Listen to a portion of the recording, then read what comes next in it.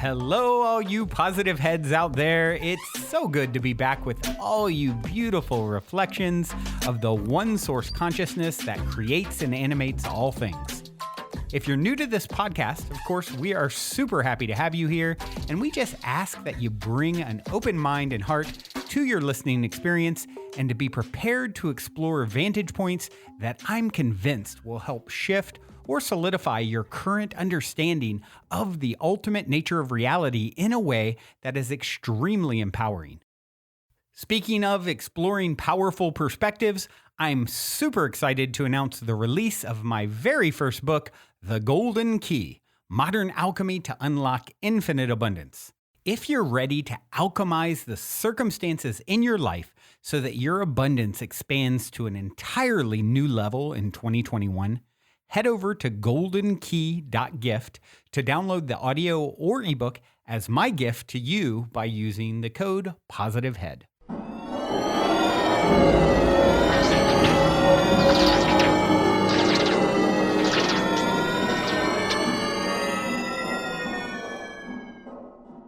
All right, all you positive heads, on this week's Powwow episode, I am grinning ear to ear with excitement because I have Preston Smiles here with me on the show. Preston is a motivational messenger whose mission is to empower, inspire, and ignite a multi-generational movement of radical growth. And when I heard him state that his creed is love will find a way and everything else will find an excuse, I just knew I had to have this guy on my show. And Preston, so happy to have you, my friend. Yes, sir. Let's do it. I think that's the first intro like that I've received. So you guys, that sets the tone for the episode, just so you know what you're in for here. Yes. Oh, man. So I like to start. I'm pretty predictable with my opening question and ending question. You're in an elevator. The woman next to you looks over, says, "What's your passion?" You got 10 floors to answer. What do you say? Yeah, my passion is love. My passion is radical truth. My passion is being the best versions of ourselves in this now moment and stacking those moments on top of each other until we create a space where it's like a soulgasm, where you know, we're smiling from the inside out, and there is an understanding that even if we don't like somebody, there's space for love, there's space for understanding, there's space for harmony, joy, peace, and all that juiciness. Yes, I love that. Yeah, I instantly think of, do you know Sevan Bomar? I don't. Awesome name. Oh, you need to meet Sevan. You guys should connect. He is epic, next level guy. He calls it inner standing. And so as you were just saying that, I'm like, that I don't know. He just popped in my head. And yeah, so obviously makes a lot of sense why you're on the show. Definitely, you know, my favorite, your creed is beautiful. My favorite quote, you know, I've kind of like taken John Lennon and then just modified it a little bit, but you know, love is the answer now. What was the question? That is it, man. It's like, it's everything, and exploring that from every different angle possible.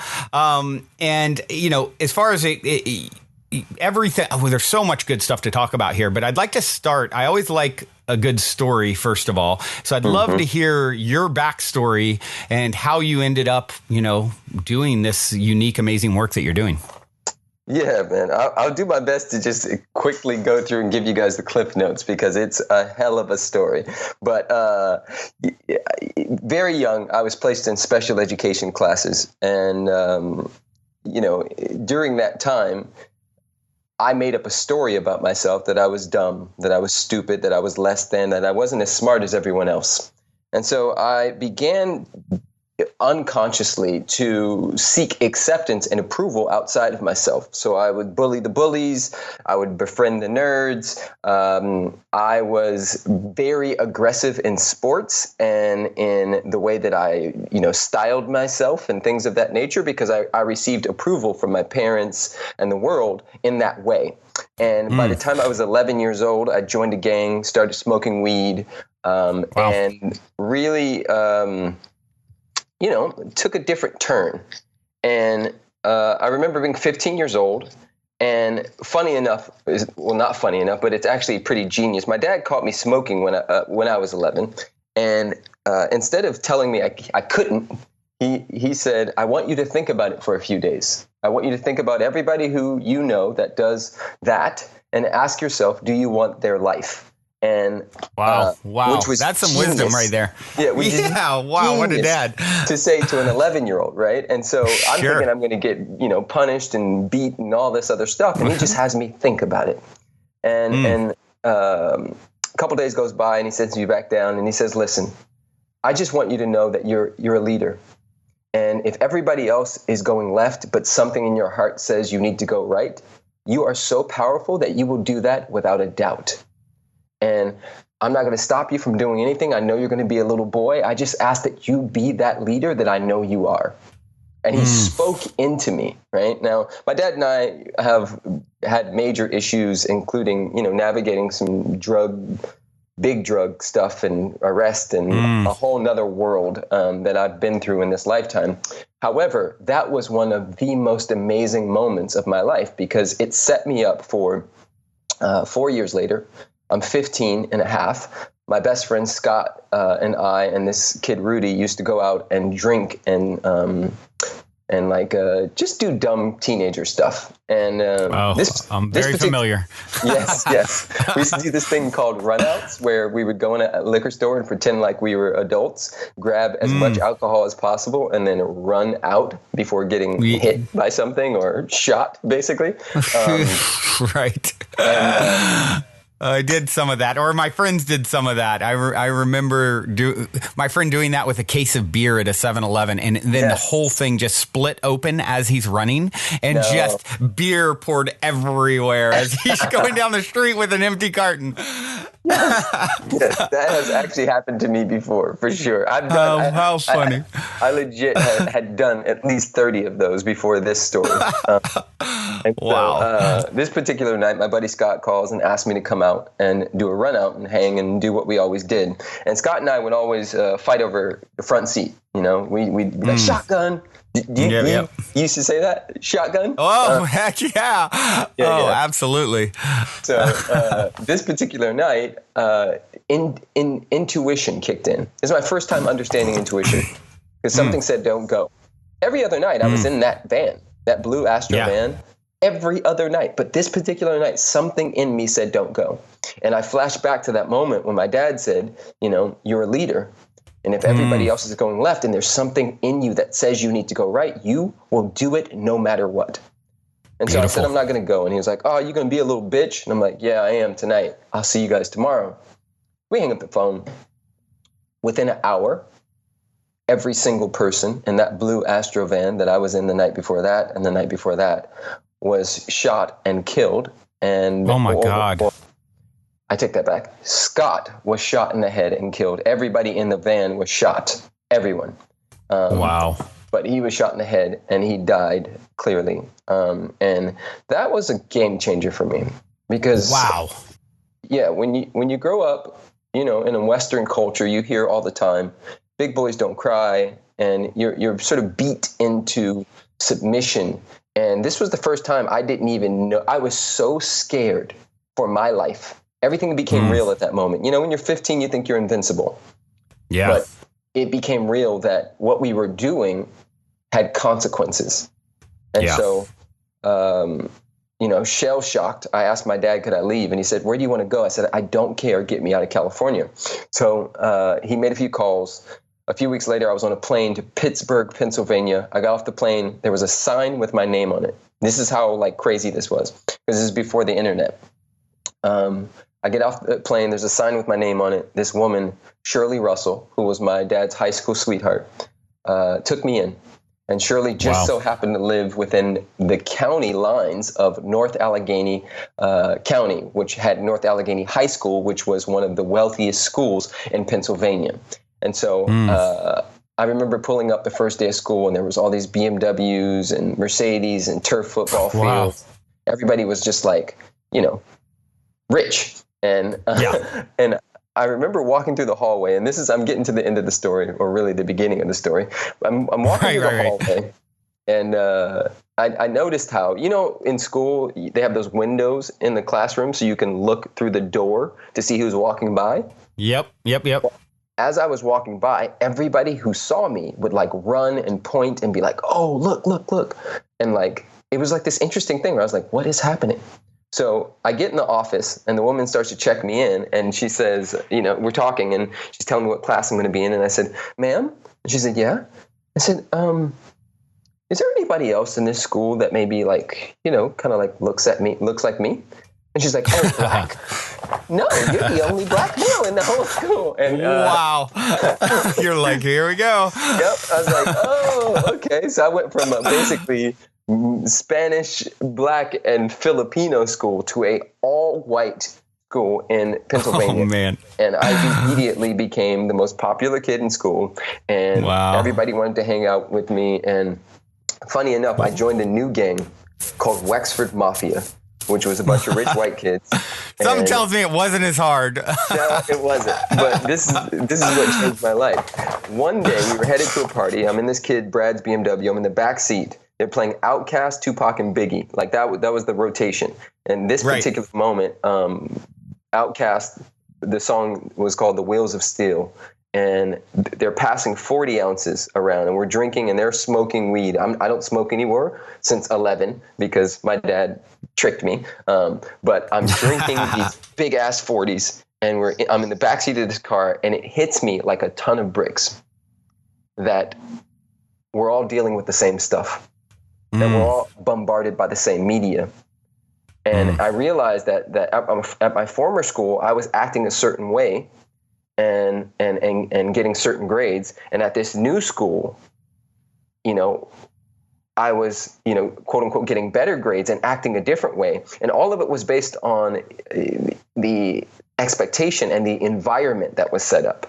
And so I realized that the kids at my former school were doing the same exact thing as the kids at this school, but getting two different results.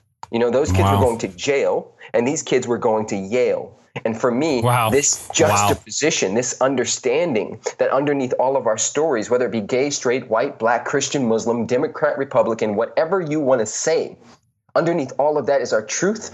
And that truth is love. And that was a moment that shifted and changed everything for me.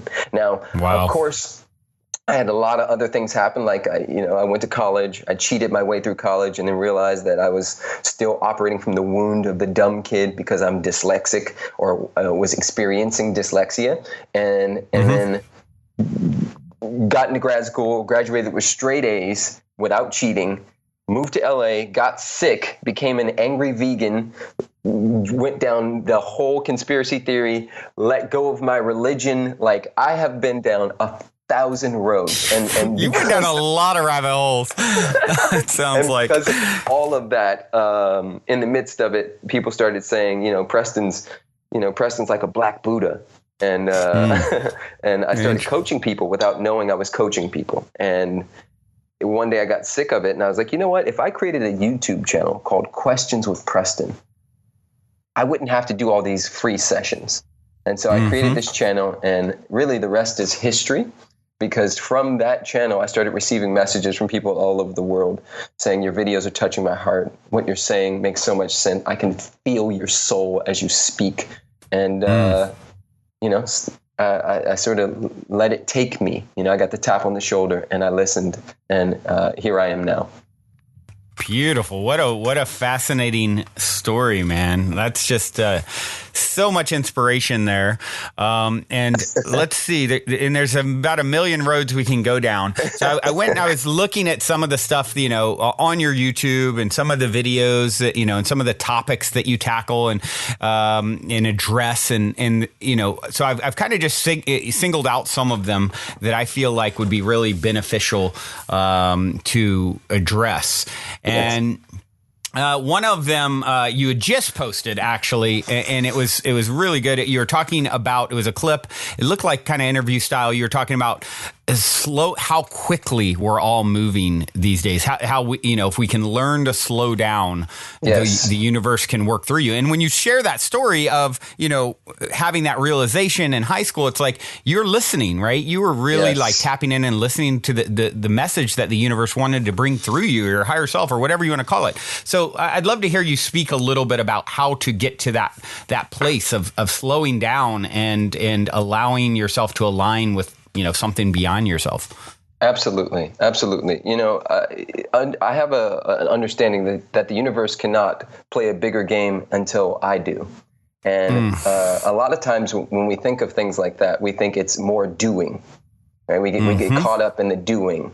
And we think the more we do, the more we'll have. And when we have these things, then we'll be, fill in the blank, free, successful, abundant. And for me, it's a reminder. Now, all of us have heard this many times, but it's be, do, have, right? So the being comes from listening, from slowing down to the speed of wisdom and allowing the universe, God, Buddha, Allah, Krishna, whatever name is most potent for you to speak to, through, and as you. So for me, whenever I am experiencing overwhelm, anxiety, breakdown, anything that I don't want to experience in extended amounts of time, I stop and I listen. I stop and I listen and I ask powerful questions, because when you ask a powerful question, the universe, Google, God, has to answer it. So the problem is that most of us ask disempowering questions, and so we get disempowering answers back. I ask myself questions like, what good is here that I presently cannot see? I ask myself, if my higher self was making this decision, what would he do? I ask myself, what would love do now? And now? And now I ask myself, is it true with a capital T? Is that a fact, or is this a story that I have, my ego has, crafted and concocted to keep me small? Yeah. And I think a lot of us forget that we still are at choice point all the time, in all ways. And if we slow down and listen, right? Listen until it's charming. Listen until it's punching you in the shoulder, right? That's when you move. Yeah. Yeah, it's such a difference, right? Living from that state of, I think of Osho, who a lot of controversy around, and recent Netflix, interesting character, because so much wisdom on one hand, then you can see this ego stuff sort of playing out on another. And but he said something that I loved. He said, "Don't just do something, sit there."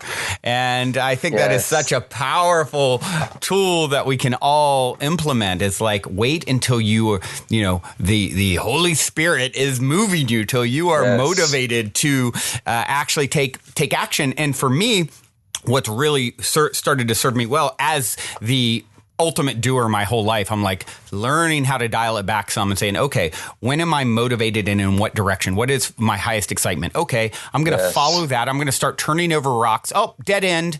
No problem, right? This or something better. And that is really working well for me to just like chill out. I have unlimited amount of work on my plate, and sometimes I'm like, what are you doing, man? And I'm like, you know what? Just do what you can and let the rest go. And if you follow this trail and it leads nowhere, like you can have aims, but a healthy sense of detachment to them is, your higher self can see the chessboard in a way you never could. So quit trying to figure it all out, and trust that flow. And I feel like that for me, Preston, has been my biggest theme for this year, learning how to move more into a flow state and quit trying to ever force anything.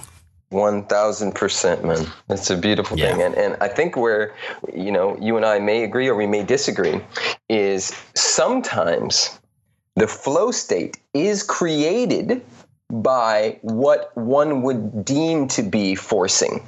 Meaning, because especially in the spiritual community, we can get like caught up sitting for too long. We can get caught up, thinking that it's just the be. The do and the have are in there as well. And the do,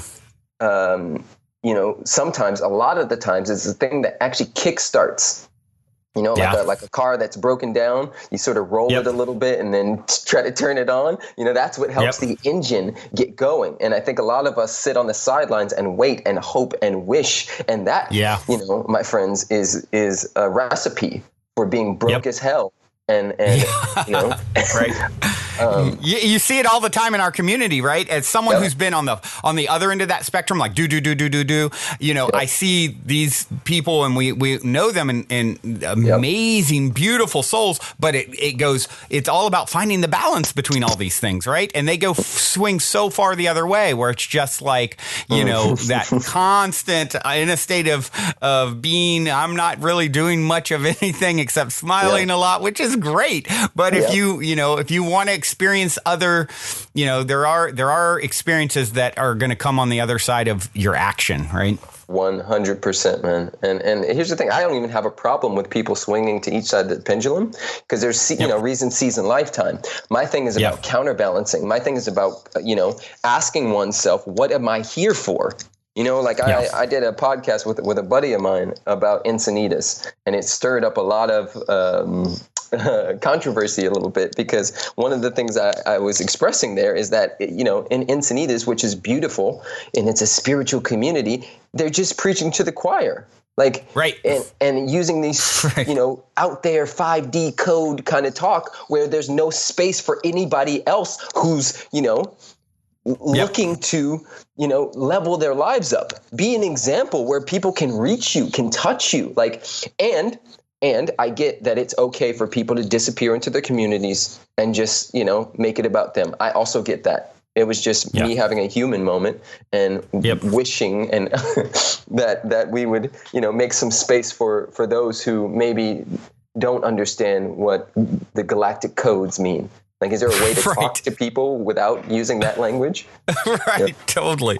I feel you. And, it's funny because I talk about this sometimes, Preston. It's like, I really enjoy that kind of talk. And I know exactly everyone that you're talking, people who are just so deep down the rabbit hole and they're living already on some other dimension of reality. And I can relate and I can feel it and I understand what they're talking about. Maybe they're having experiences that I'm not at times, at other times, maybe experiences I am having, but I love it. But for me, I feel so called to, be a bridge for the people who are new on this path, who are just waking up, giving them very practical, real tools to rewire their brains in such a way that they're having a transformational experience and becoming the next greatest and greatest version of themselves. And if you're talking to someone who just sort of started, left organized religion or stepping or viewing beyond that particular paradigm, for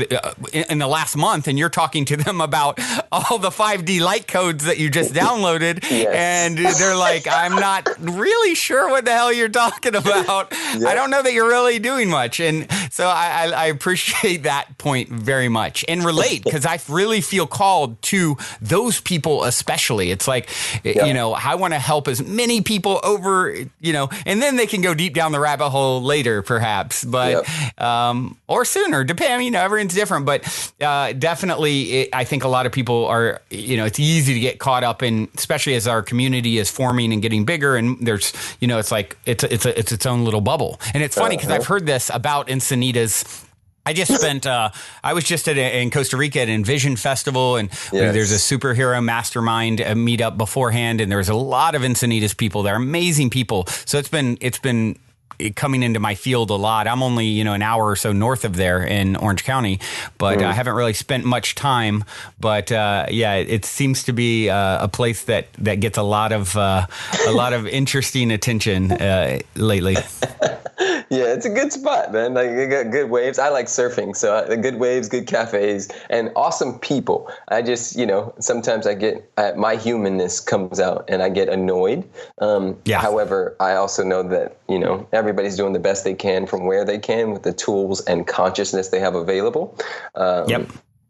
And I'm aware that there are millions upon millions of people. I heard a stat the other day that 800,000 people commit suicide a year. This was from the Wow. UN. And that's more than any of the wars that are happening in the world right now combined. That's more than all kind. There was like 10 stats that it was bigger than. And for me, Wow. this is a reminder of the deep suffering that some people on our planet are experiencing. And those who are way showers, those of us who have received the tap and gotten the call, I think it's our job, our duty to hold space in such a way that we become a beacon and a light for them to say, oh, I see what's possible. I don't necessarily need to be a super religious person in order to experience the goodness, the beauty, the light, the love that this world has to offer. Oh, I see. There is space for me on this planet. I matter. My voice matters. Who I am matters. Right? So yeah, man. I feel that, man. I mean, you even used my name means beacon on a hill. So I definitely resonate with that. And you know, what's great is the ROI, the ripple of impact of the people that are hearing this and are so motivated. It's like we all have this light code, right? It's like there for everyone to tap into.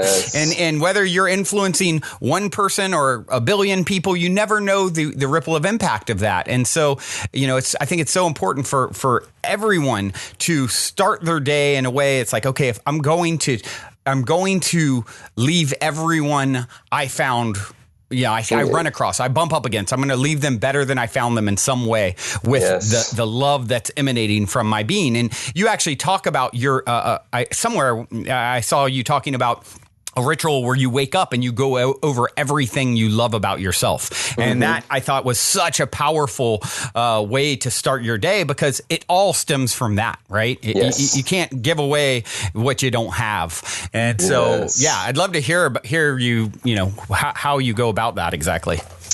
Yeah, man.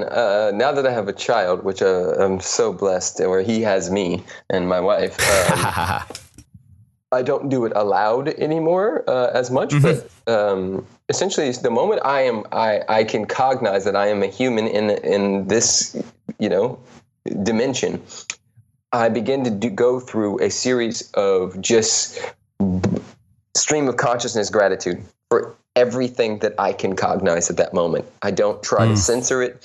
Sometimes it's like, thank you for my boogers. Thank you for, you know, like, thank you for farts. Thank you for hair. Thank you for my balls. Oh, I love my balls. Thank you. Like, I will literally say anything that comes up for me and give gratitude. That's so good.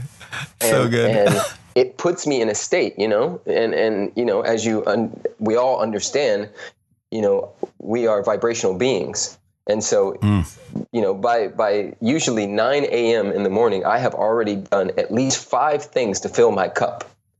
So, you know, my overflow is pretty gangster, you know, because I'm taking care of me. I'm filling my cup. I go surfing. I go on walks with my son every morning, which is in nature on the beach. You know, I put some green juice or some beautiful, you know, smoothie in my body. I'm stream conscious gratitude. I'm listening to some type of audio book on that walk with my son that, you know, is supportive to, you know, feeding my intellectual prowess and all that good stuff. And, you know, I suggest that anybody who has their phone, first of all, if your phone is next to your bed, put it on airplane mode. Second of all, if your phone throughout the entire day, now, and I speak about this, and we talked about this before we hopped on, about how a lot of people in the spiritual community are broke as hell. And I noticed that and recognized that I had a money story and it was in my way. And the more that I let that story win, the less I was of service to the planet. And so at the end of 2016, I said, I'm dedicating 2017 to really stepping up and stepping in as far as this money and abundance game goes, because I know the universe is sufficient. And you know, we went to do our taxes at the end of 2017, and we hit $1.3 million in a year. Wow, that's beautiful. Like quadrupled my income in 1 year just based on paying attention, right? Intention and attention, right? Plus aligned, committed action will always produce results. I didn't say good results. I didn't say bad. They will always produce results. What we put our attention and intention plus aligned, committed action will always produce results. And that is exactly what I did. And that's what we did as a couple. And we produced. And because of that production and because of those results, I now can serve at a bigger scale, right? Yeah. Now, freak, where was I going with this? I was just saying something about the morning routine and about... Yeah, and you kind of took it into, you know, how the whole money things started to play in to that, and how, you know, it's helped you to reach more and more people now. So basically, my call to action for anybody, especially anybody in our community, is to put an intention around walking towards the stuff you're most afraid of. You know, like for me.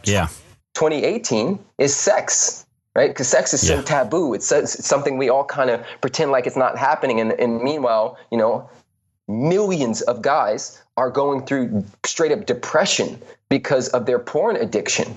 And, you know, that doesn't come out of nowhere. It's societal. And when we heal it in ourselves, we heal it for everyone else. So find the thing that you're afraid of and walk towards it, because the more abundant you are, the more of service you can be to the planet. You know, when you're broke and out of touch with, you know, who and what you are in that aspect of yourself, you become a burden, not just to yourself, but to your friends, your family, and society. Why? Because if you got sick, if something happened, what are you going to do? And we live in an abundant universe. 9 out of 10, most of the people listening to this are Caucasian humans who are good looking, well spoken, and can fucking make a way out of no way. Like none of us are in the middle of Africa or India where there is no food or water.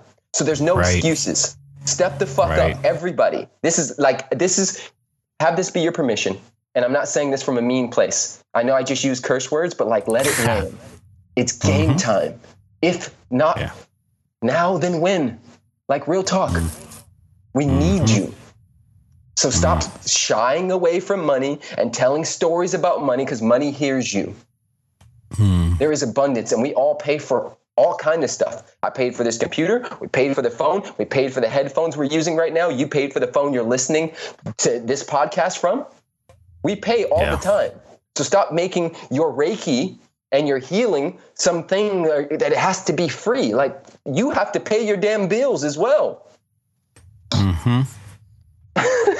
Yeah, dude, I love this. It's like you're definitely hitting the nail on the head. It's like everything lies on the other side of your fears. You know it's your path if you're scared of it in some way, shape, or form, I think. So it's like, and there's so much fear around stepping out and claiming your voice and am I good enough and all these stories. It's like you are so much more than enough. It's ridiculous.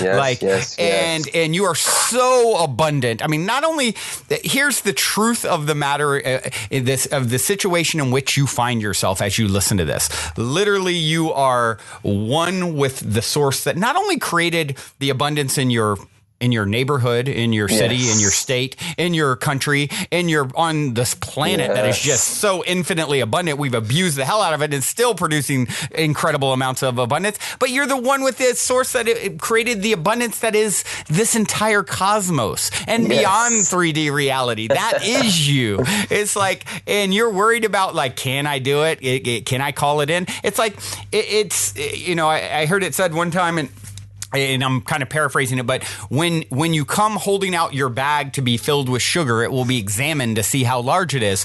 And that's exactly what you did in that, what was it, 2016, I think you said.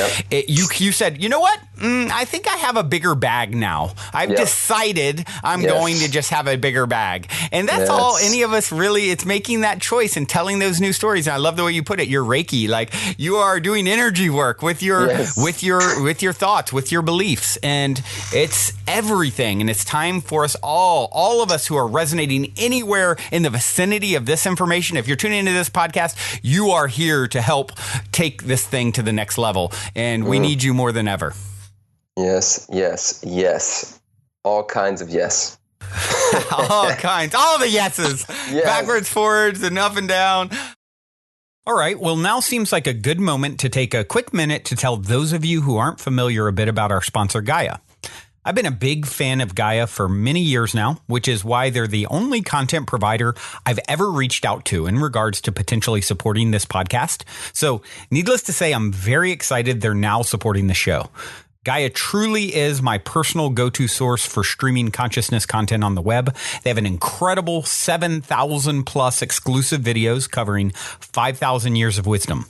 Just to give you an example, on the show Missing Links, the incredible researcher Greg Braden explores all the biggest questions concerning who we are, where we come from, where we're going, by connecting the missing links between science and spirituality to complete our understanding of humanity's history and to better understand the interconnectedness of all things. Awesome, right? And that's just one example. As you guys constantly hear me say, it's a daily conscious effort to maintain an elevated vibration. And if you're looking to go deep down the rabbit hole to do so, then Gaia is the best place I know of to do it, period. And you can sign up for your first month for only 99 cents at gaia.com/positivehead. That's spelled GAIA.com/positivehead. Check it out. So you wrote a book too, right? Love Louder. What? I have an idea what that's about now just from connecting with you, but maybe you can share a little insight. Yeah, Love Louder is 33 ways to amplify your life. It's with an understanding that when we amplify our love, we automatically amplify our lives. And so I took 33 different topics, subjects that were near and dear to my heart, and wrote them in a way in which, if your grandmother picked up the book, she could understand it, but it would have esoteric and dropped in wisdom within it. And then there is assignments, Love Louder challenges, because, all of us can find information on the internet. The game is to step into mastery. The game is to be embodied. And so I wrote the book in a way in which there are challenges for each person to do at the end of each chapter. And there are 33 chapters each of. There's a really small book, not really small, but small enough to where you could read it in 3 or 4 days. But I suggest you take one chapter and work on that one thing for a week, and then come back, do the next chapter and that whole thing for a week. And then you do it at least 3 to 4 times. That's what I do. I read the same books. I've read Conversations with God, all of them, like 150 times. Oh, they're the top favorites of mine too. So good. There's a book called 10X by this guy named Grant Cardone. He'll trigger the hell out of you. I highly suggest you get that book. He's interesting. Haven't heard of that one. Oh my goodness. And then there's a book called The One Thing, which is like my Bible. I use that for business. I use that for relationship. I use it for everything. It's amazing. Yeah, I think I've heard of that one, but I haven't read it. Mm-hmm. It's pretty amazing for sure. But the point being is someone took the same situation that you are in right now, and I'm talking to you, whoever's listening to this podcast. Somebody took the same situation, those same lemons, and made strawberry lemonade. The same stuff you're complaining about, they went and made, fruit punch. And so you can continue to complain and be a victim to the government and Trump and, your cousin, your mom, your dad, your brother, whatever. Or you can ask yourself, where have I not been willing to go within my own consciousness? And then run straight towards that and see what you're made of. You see, all of this physical stuff, the material stuff, as we all know, we can't take it with us. But the beauty is who you become on the way to it. I already had enough money. It was about who I had to become in order to beat that money story. I already was abundant. How much is enough? You got to ask yourself that as well. For some people, it's $100,000. For some people, it's $100 million. Yeah, it's not that for me, but it's somewhere in between. And so whatever that is, once you figure that out, whatever's calling you forward, whatever's handwritten on your soul, it's your duty to see who you become on the way to that. Because I tell people all the time, success is not simultaneous; it's sequential. Right? It's the right steps at the right time. And a lot of us Right. spend a lot of time doing stupid stuff. We scroll and scroll and scroll and distract and clean our closets and do all kinds of other stuff outside of the one thing, the one or two things that actually moves the needle in your business, in your life, in your relationship. And Right. so the challenge is to move into that, with all that love on your heart, with all of that harmony, with all of that, 5D consciousness.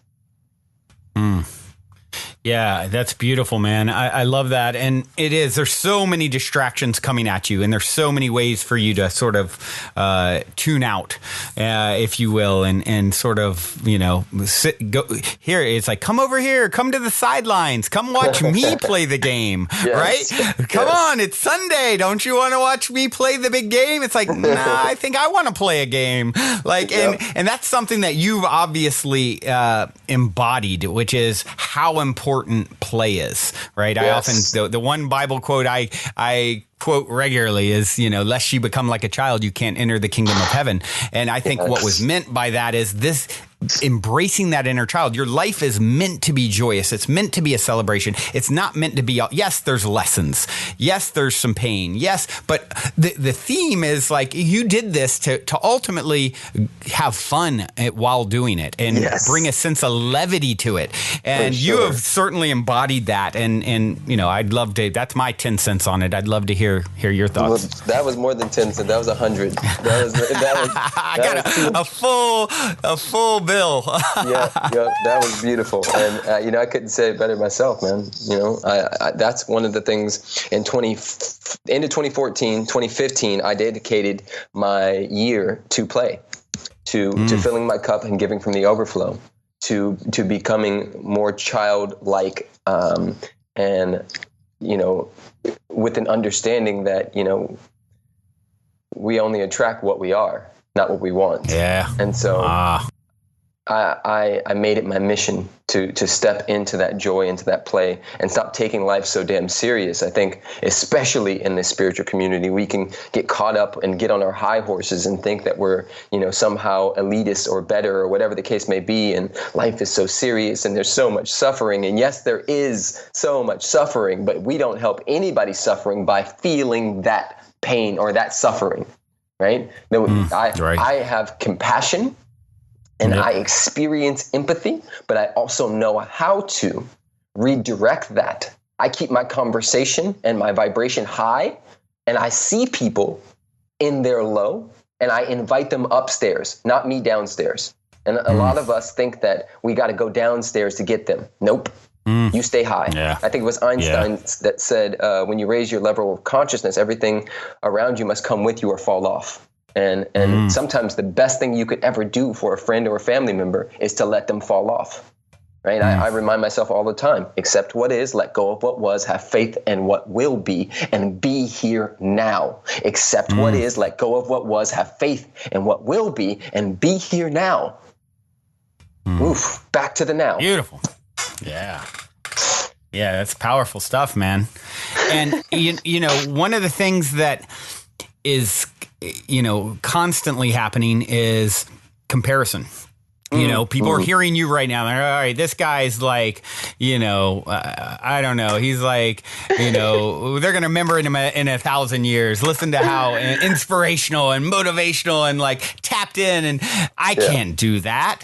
I'm not that. So it's easy for him. Look, it's just, it's, what'd you say? Written on your soul. It's written on his soul. It's like, but here's the thing that people don't understand. First of all, there is no comparison. You're a unique emanation of source, and as you change your thoughts, you change what you can even rewrite those things that maybe are on your soul and upgrade. You're meant to upgrade during the process, right? Indeed. Yeah, man. I remind myself quite a bit, and I'm going to remind you guys that it's not the happy people that are grateful. It's the grateful people that are happy. And when we remember that, an attitude of gratitude creates space. The comparison comes when we're not actually grateful for what we do have. When we're not looking with the eye behind the eye. We're looking with the material eye. But there's another eye, as we all know, and that chakra. When that chakra is open, and we're actually allowing the universe to speak to, through, and as us, we become overwhelmingly grateful. I'm not sure if you've ever done Molly or mushrooms or LSD or anything of that nature. I have. And I definitely have. and that experience, let's say when the Molly like drops in and you're like, oh, goodness gracious, there is my heart chakra just got blasted open. Yes. That I have found and continue to find. Yesterday, I freaking burst into tears. I was looking at my child. Just like how much abundance I'm living with and as, right? Just there's so much here, and so I don't entertain comparison for very long. Does it come up for me? Absolutely. And then I quickly remember that I serve a God that made no mistakes, not one. And if I'm here, that means I'm intended here. Just like every tree, every leaf, every wave that crashes on the shore. If I am here, I am intended here. I am on purpose with a purpose, many purposes with an S. Yeah. And right now, one of those purposes is to be present to the presence. God, here now. In this now moment, there is only love. There is only peace. There is only harmony. There is only beauty.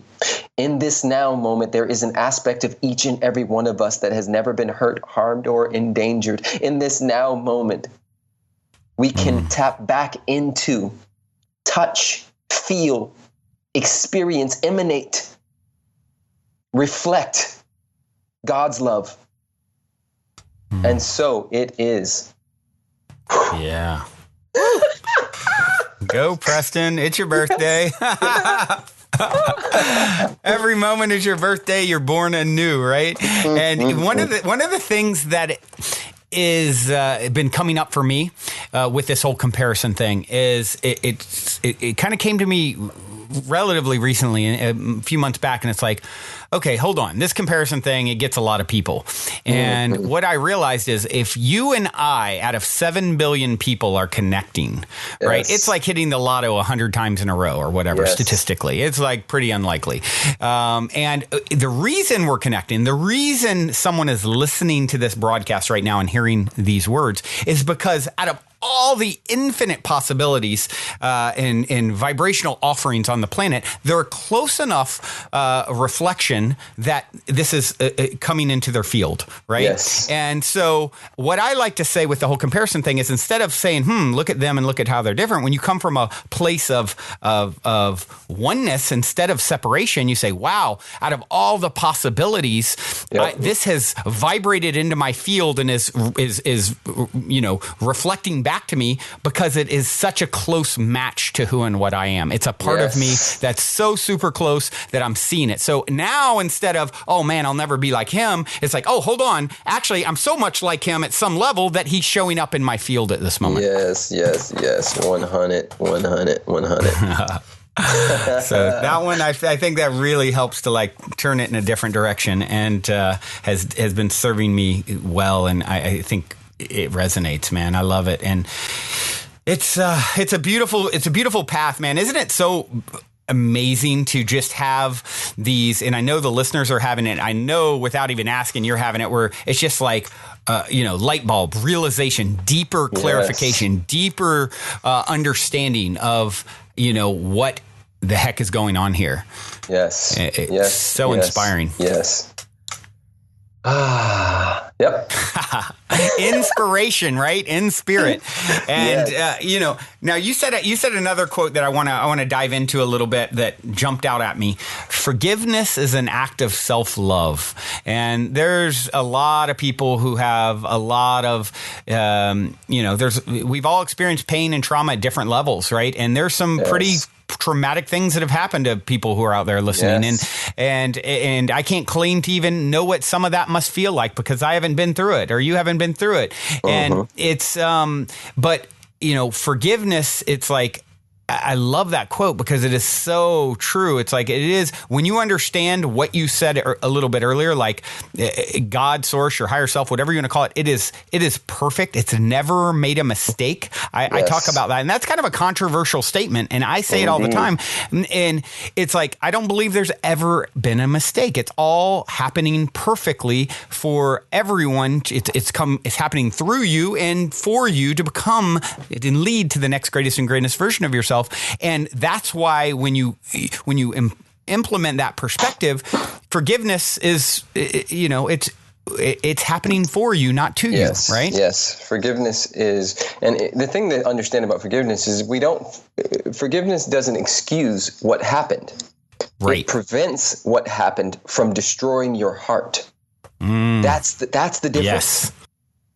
And I think that a lot of us don't understand what happens when we, it would be like turning on a stove and then putting your hand on that stove and holding it there. That's what it looks like when we don't forgive. We just keep burning ourselves. We just keep burning ourselves. And so we forgive so that we clear up our energetic real estate. We forgive because we understand that everybody's doing the best they can with the tools and consciousness they have available, even if what they did may be deemed unforgivable. There's always space, always room to open one's heart and understand and get. Here's the thing. All of us have been through at least 10 things right now. We could all take a piece of paper and list 10 things that we've been through that in the moment we thought was the worst thing ever. Worst breakup, worst whatever, right? Yep. I'll never recover from this. And then we can also list right next to that and dash that paper and say, I got this lesson. I met that person. I would have never been here if that wouldn't have happened. So we can all find the gratitude and the perfectness in that moment. I was in New York, and I want to end with this story, if you wouldn't mind. Sure. I was in New York, and I got an intuitive hit. I was with a friend, and I got an intuitive hit to go get these boots that I wanted from Barney's at a particular time. It was like, go now. I was like, really? Now? We're at a cafe. We're talking. It was like, now. So I get up. I go. I make it to the train. The train pulls off as I get there. I'm like, damn it. Now I got to wait another 15 minutes for this train to come around. I get on the train. I'm just listening, paying attention, smiling, being with the presence. I get off the train. I look at my navigation system, and it tells me to go a particular way. I go that way. I find out I'm going the wrong way. So I turn around, I go back, I finally make it into Barney's, I go upstairs, I get to the 3rd floor, I take one lap around, and intuitively, I get a hit that says, go downstairs now. So I'm like, yo, I haven't even bought the boots, it's like now. I walk downstairs, I open the door, I turn left, I take 5 steps, I hear, no, skirt, boom. I look to my right, there is a woman flying through the air. Wow. She lands on her head, and the back of her brains start to splatter out, and blood is everywhere. And I instantly knew why I was there. And so it was a gory scene. It was the day before Mother's Day. Her name is Amelia Sturrental. You can look this up on the internet right now. I ran straight towards her, right in. Everybody else turned their heads, walked away. It's Mother's Day. Nobody wants to see blood and brains all over the ground. A doctor and a nurse just so happened to be on the scene. They both ran to her. So now there's 3 of us. I'm down at her feet, holding her feet, praying. I go into a meditative prayer state and talk to her. And I say, ma'am, I don't know you, but I know you. And if it's time for you to go, I completely understand, but I want you to know that you are not alone. I am here with you in this process. Wow. The whole time I'm like, I can hear little snippets. Ma'am, are you there? Excuse me, ma'am, can you hear us? Right? I can hear the ambulance starting to come. About 5 minutes goes by. I'm still going there. At one point, I get the intuitive hit. Open your eyes, Preston. I open my eyes. She's gurgling blood this whole time.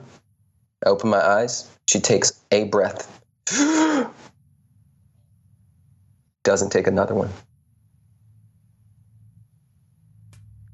This, for me, was one of those moments. And I had PTSD for a long time. It still comes up for me when I see taxi cabs and cars coming fast.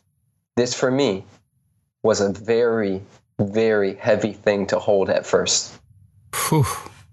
And every day that goes, I don't forget. I know I can tell you that story. Vividly. I hugged the cab driver for 20 minutes after as he cried and told me he's never hit anybody. He told me, I've driven this cab for 17 years. I've never hit anybody. I'm going to lose my job, my family. I hurt that woman. He's crying in my arms.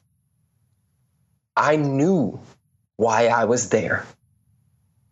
And yet it was heavy and scary and gory. And I woke up with nightmares in the middle of the night. And so, you may not have a story like that, but it may be worse. It may be less. Whatever it is, we get tapped on the shoulder because that's what we're here for. That was a part of my purpose. Yeah. And now Amelia's Stir Rental story lives on.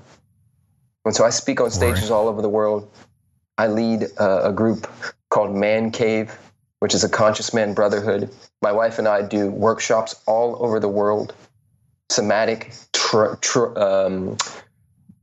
experiencing and trauma workshops where we dive deep into experiential work and clear energetic patterns and things that have been trapped in the body.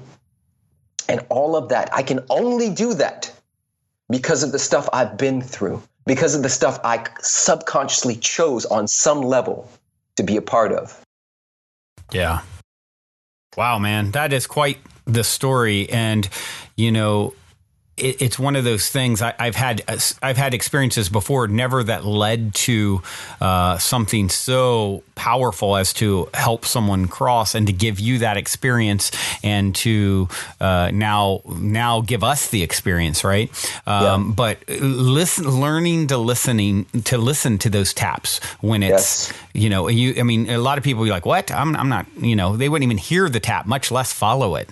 And that's the thing, as you become more sensitive, it's there waiting for all of us to hear the tap, to not get in the Astrovan, to hear the tap, to go to get the shoes at that time so that you can have an experience that's going to serve your own growth, help another, or help, millions perhaps, right?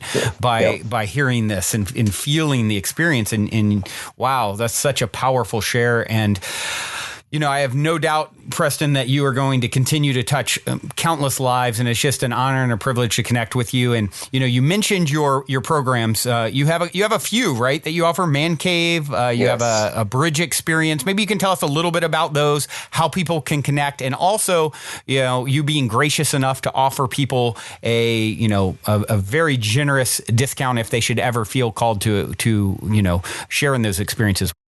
So Man Cave is a conscious man brotherhood, a virtual conscious man brotherhood that is a rites of passage. It is a 4-month journey with men from all over the world where we go through some of the most beautiful and heaviest stuff in an attempt to clean and clear the palette and the plate. Man Cave, we go into, breaking up with your parents. We go into what it looks like to truly own your king and your warrior and your lover. We go into subjects of money and business and how to keep those things. And it's a brotherhood, and it's a brotherhood for life. So if any men here or women who have husbands or boyfriends or sons who would be interested, you would go to PrestonSmiles.com/man cave. And I have a $150 discount for the Positive Head crew. So it's Positive Head 150. Positive Head 150 is a coupon code. Wow, that's very generous. Absolutely. And then, yes, my wife and I lead workshops. This June, we'll be doing LA, and then we'll go to London, and then Toronto, and then come to Burning Man, then go to Australia for 2 months. So if you can make any of those dates, it's bridgeexperience.com. bridgeexperience.com. This is trauma work. This is experiential work. This is somatic experiencing, which is tapping into the wisdom of the body and learning how to be with it. This is not a workshop where you come and take a bunch of head notes. This is a workshop where we rip your guts open and see what's there and do heart surgery and put you back together. You put you back together in a way in which you create abundance in your life. And we have $100 off. Positive Head 100. So I just appreciate you, B, and the whole crew, and everybody who have been gracious enough to listen to this beautiful conversation. Well, those are both such generous offers for anyone who feels called to participate. So once again, guys, just PrestonSmiles.com, /man cave. Use the coupon code PositiveHead150. BridgeExperience.com. Use the code PositiveHead100. And Preston, man, you're such an inspiration. You truly are in spirit, and it's coming through you. It's oozing out of every pore, and it's such I'm so fired up for my day, and really, really just honor and appreciate the work that you're doing. And I look forward to connecting with you in 3D at some point. I'm sure it's not if, but when. And I definitely look forward to getting to share some FaceTime.